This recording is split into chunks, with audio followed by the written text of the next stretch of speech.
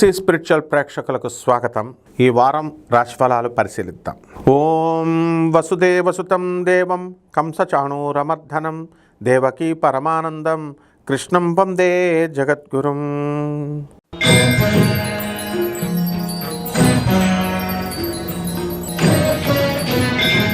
మీనరాశి వారికి అందరికీ కూడా ఏలినాటి శని జరుగుతుంది.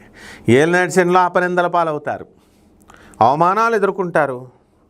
డబ్బులు బాగానే వస్తాయి. మీ ఉద్యోగానికి డోకా లేదు, ఇన్కమ్స్ పెరుగుతాయి, కొత్త ఉద్యోగాలు వస్తాయని చెప్పాను నేను. వచ్చినాయి, ఆఫర్ లెటర్స్ వచ్చినాయి. పంచమంలో ఉన్నటువంటి గురుడు ఆఫర్ లెటర్ ఎందుకు ఇవ్వడు? పంచమంలో ఉన్నటువంటి గురుడు, రవి, బుధుడు నేను ఇస్తానని పోటీ పడి 3 కంపెనీస్ వస్తాయి. ఆ విధంగా మీది పరిగెడుతుంది జాతకం. మీ పిల్లల్ని మంచి స్కూళ్ళల్లో చదివిస్తారు. స్థానచలనం ఉంది ఏలినాటి శని కాబట్టి ఊర్లు మారడానికి అవకాశాలు ఉంటాయి. ఆలోచన విధానంలో మార్పు వస్తుంది. కొత్త ఫ్రెండ్స్ మీకు పరిచయం అవుతారు. కొత్త ఇళ్ళల్లో, స్థలాల్లో మీరు ప్రయాణం చేయడం అనేటటువంటివి జరుగుతాయి. ఏమండి, మరి మాకు చర్మ వ్యాధులు ఉన్నాయండి, లేకపోతే మానసిక వ్యాధులు ఉన్నాయండి అని అనుకునేటటువంటి వాళ్ళకందరికీ కూడా మెడికేషన్ తీసుకోండి. వ్యాధులన్నీ కూడా తగ్గిపోవడం అనేటటువంటివి జరుగుతాయి. అలాగే తల్లిదండ్రుల మధ్య ఏవైనా ప్రాబ్లమ్స్ ఉంటే అవన్నీ కూడా తల్లి తండ్రి కొట్టేసుకుంటుంటే వాళ్ళు కూడా మీ యొక్క జాతక ప్రభావం వలన వాళ్ళు కలిసిపోవడానికి అవకాశాలు ఉంటాయి. అదేవిధంగా కొత్త స్థలాలు కొంటారు, కొత్త ఇళ్ళు కొంటారు. మీరు డైర్ చేయకపోతే మీ మేనమామలు వెళ్ళే స్థలాలు కొనుక్కుంటారు. వాళ్ళకి కలిసి వస్తుంది మీ జాతకం.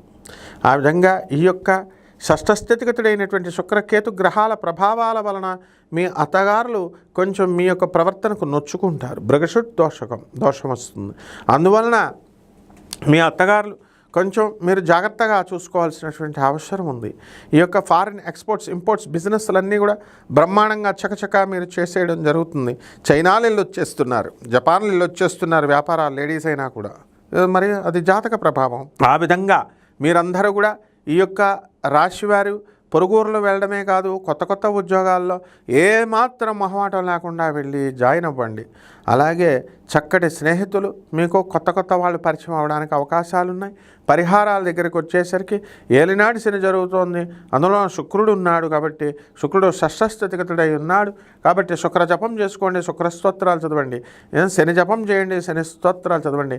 శనికి కిలోంపావు నల్ల నువ్వులని, నల్లని వస్త్రాలని పేద బ్రాహ్మణులకి శనివారం నాడు ఉదయం 8 గంటలకు దానం చేయండి. అలాగే కిలోంపావు బొబ్బర్లని మీరు చక్కగా తెలుపు రంగు వస్త్రాలనిచ్చి పేద బ్రాహ్మణులకు శుక్రవారం నాడు ఉదయం 6 గంటలకు దానం చేసుకోండి. దశమహావిద్యల్లో ఒకటైనటువంటి కమలాత్మిక అమ్మవారి యొక్క హోమాన్ని, అమ్మవారి యొక్క మంత్ర జపాన్ని మీరు చేసుకోవడం ద్వారా బ్రహ్మాండంగా ఉంటుంది. శుభమస్తు. తిరిగి వచ్చే వారం కలుద్దాం. సెలవు.